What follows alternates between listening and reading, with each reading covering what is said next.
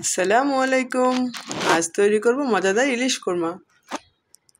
ঘরে থাকা অল্প কিছু উপকরণ দিয়ে এই রেসিপিটা খুব সহজেই তৈরি করা যায়। এই জন্য চুলার মধ্যে একটা ফ্রাই প্যান বসিয়ে দিয়ে এর মধ্যে কিছু পেঁয়াজ কুচি দিয়ে দিব আর কিছুটা বাটা পেঁয়াজ। এই পেঁয়াজ বাটা ও পেঁয়াজ কুচিটাকে সুন্দর করে আমি তেলে একটু নেড়ে চেড়ে ভাজা ভাজা করে নিব। পরিমাণ মতো লবণ দিয়ে দিব। লবণ দিয়ে সুন্দর করে নেড়ে চেড়ে মিশিয়ে আমি পেঁয়াজগুলোকে একটু ভাজা ভাজা করে নিব।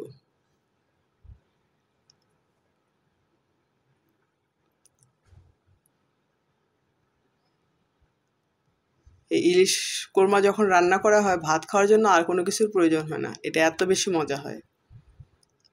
আর উপকরণও খুব কমই লাগে। এই পর্যায়ে পেঁয়াজটা আমার প্রায় ভাজা ভাজা হয়ে এসছে। আমি এখানে এখন প্রায় 1 চা চামচের মতো একটু আদা রসুনের পেস্ট ইউজ করব। আদা রসুনের পেস্টটা দিয়ে একটু ভাজা ভাজা করে নিয়ে আমি এখানে এখন পরিমাণ মতো পানি দিয়ে দিব। এই পর্যায়ে আমি একটা কাঁচামরিচও দিয়ে দিব। পানিটা বলক আসা পর্যন্ত আমি একটু অপেক্ষা করব। বলক চলে আসলে এর মধ্যে আমি এখন অ্যাড করব 1 কাপ গরুর লিকুইড দুধ। দুধটা দিয়ে এখন আমি আগে থেকে কেটে ধুয়ে রাখা লবণ মাখানো মাছটা এখন আমি এখানে দিয়ে দিব।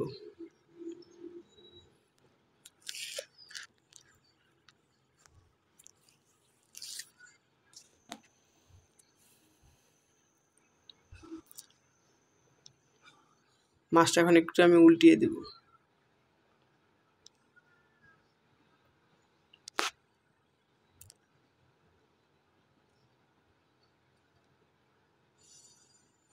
এখন মাছটা নেড়ে চেড়ে দিয়ে আমি ঝোল শুকানো পর্যন্ত একটু অপেক্ষা করব।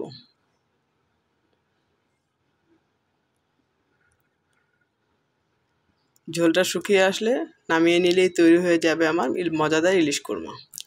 এটা ভাত, পোলাও সব কিছুর সাথে খুব ভালো যায়,